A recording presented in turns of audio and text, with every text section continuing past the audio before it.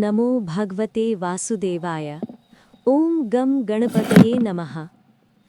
मेरे प्रिय साधकों, आप सभी का स्वागत है आपके अपने चैनल ज्योतिष ज्योति में। आज की इस दिव्य वाणी को बहुत ध्यान से सुनिए, बहुत शांत मन से सुनिए, क्योंकि आज मैं आपको बताने जा रहा हूँ 22 मार्च का कन्या राशि का गूढ़ भविष्य, जो केवल सामान्य भविष्य नहीं है, बल्कि आपकी कुंडली, ग्रहों की चाल और आपके जीवन के छिपे हुए संकेतों का सच्चा दर्शन है। सबसे पहले आप सभी से मेरा निवेदन है, इस वीडियो को पूरा देखने से पहले कमेंट में अपने इष्ट देव या कुल देवता का नाम अवश्य लिखें और लाइक ज़रूर करें, क्योंकि जब आप श्रद्धा के साथ जुड़ते हैं तभी ईश्वर की कृपा आपके जीवन में प्रवेश करती है। अब ध्यान से सुनिए। 22 मार्च का दिन कन्या राशि वालों के लिए साधारण नहीं है। ये दिन आपकी कुंडली के छठे भाव, 8वें भाव और 12वें भाव को विशेष रूप से प्रभावित कर रहा है। और जब ये तीनों भाव सक्रिय होते हैं तो जीवन में अदृश्य शक्तियाँ, छिपी बाधाएं और अचानक परिवर्तन देखने को मिलते हैं। आपको ऐसा महसूस हो सकता है कि सब कुछ ठीक होते हुए भी अंदर से कोई ऊर्जा आपको रोक रही है। कुछ काम बार बार बनते बनते बिगड़ रहे हैं। ये संकेत है कि आपकी कुंडली में इस समय राहु और शनि की दृष्टि आपके कर्म क्षेत्र पर पड़ रही है। और मैं आपको ये बात स्पष्ट रूप से बता दूं, कुछ कन्या राशि के जातकों पर नकारात्मक ऊर्जा या काली प्रभाव का असर भी देखने को मिल सकता है। डरिए मत, मैं आपको डराने के लिए नहीं कह रहा, बल्कि आपको जागरूक करने के लिए कह रहा हूँ। कभी आपने महसूस किया है कि बिना कारण थकान, बिना कारण चिंता या अचानक रिश्तों में दूरी? ये केवल मानसिक नहीं होता, कई बार ये ऊर्जा स्तर पर भी होता है। लेकिन समाधान भी है। यदि आप 22 मार्च के दिन सुबह उठकर ओम नमः शिवाय मंत्र का 108 बार जाप करते हैं और अपने घर के मंदिर में दीपक जलाते हैं, तो ये नकारात्मकता स्वतः दूर होने लगती है। अब बात करते हैं आपके समय यानी काल की। 22 मार्च को राहु काल लगभग सुबह 10:30 बजे से 12 बजे तक रहेगा। इस समय कोई भी नया कार्य शुरू करने से बचे। यमगंड काल दोपहर 3 बजे से 4:30 बजे तक रहेगा। इस समय भी महत्वपूर्ण निर्णय टाल दें। आपके लिए सबसे शुभ समय रहेगा सुबह 6:30 से 9 बजे तक।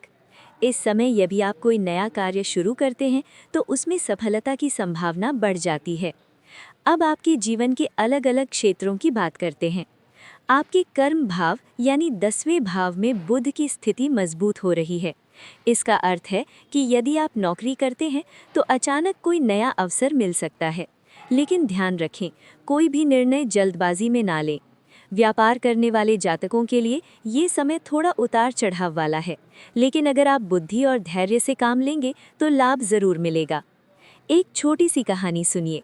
एक व्यक्ति था, उसकी कुंडली में भी शनि और राहु का प्रभाव था। हर काम में रुकावट आती थी, लेकिन उसने हार नहीं मानी। हर दिन वो सिर्फ एक काम करता था, स्वयं से कहता था, मैं सक्षम हूँ, मैं कर सकता हूँ।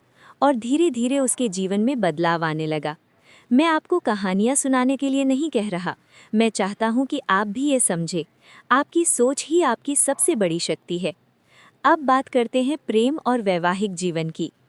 आपके सप्तम भाव यानी 7वें भाव पर इस समय शुक्र की हल्की दृष्टि है। इसका मतलब है कि संबंधों में मिठास आ सकती है। लेकिन यदि पहले से कोई गलतफहमी चल रही है तो उसे तुरंत सुलझाना ज़रूरी है। छात्रों के लिए ये समय थोड़ा चुनौतीपूर्ण हो सकता है, ध्यान भटक सकता है, लेकिन यदि आप सुबह के समय पढ़ाई करते हैं तो याददाश्त तेज़ होगी। अब बहुत महत्वपूर्ण उपाय सुनिए। यदि आपको लगता है कि आपके जीवन में कोई अदृश्य बाधा है तो 22 मार्च के दिन कर्नाटक में स्थित कोल्लूर मूकांबिका मंदिर या उडुपी श्री कृष्ण मंदिर के दर्शन का संकल्प लें, या अपने घर में ही माँ दुर्गा का ध्यान करें। ये स्थान केवल मंदिर नहीं है, ये ऊर्जा के केंद्र हैं, जहाँ जाकर आपकी आत्मा शुद्ध होती है। और एक बात हमेशा याद रखें, कोई भी नकारात्मक शक्ति कभी भी उस व्यक्ति को नुकसान नहीं पहुंचा सकती जो अपने मन से मजबूत हो और भगवान में सच्ची श्रद्धा रखता हो। आप अपने जीवन में जो भी लक्ष्य सोच रहे हैं उसे पाने की शक्ति आपके अंदर है, बस आपको अपने मन को स्थिर करना है। हर सुबह उठकर अपने आप से कहें, मैं सफल हूँ, मैं शक्तिशाली हूँ और मैं अपने जीवन का निर्माता हूँ, क्योंकि आपकी कुंडली केवल दिशा दिखाती है, चलना आपको ही होता है। और आज 22 मार्च आपके लिए एक संकेत है कि अब समय आ गया है अपने जीवन को बदलने का, अपने विचारों को ऊंचा उठाने का और अपने भाग्य को स्वयं लिखने का। ध्यान से सुनिए, जो भी आप सोचते हैं वही आप बनते हैं, इसलिए सकारात्मक सोचिए, धैर्य रखिए और ईश्वर पर विश्वास बनाए रखिए। जारी रहेगा।